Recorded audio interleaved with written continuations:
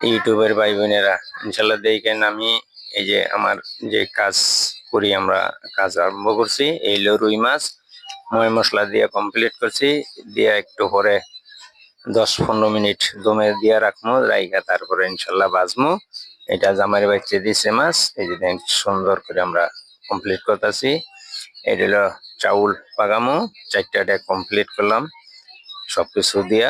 ইনশাল্লাহ সবাই দেখবেন পাকানোর পরে বাকি অংশখানি আপনাকে ইনশাল্লাহ সবারই দেখামো।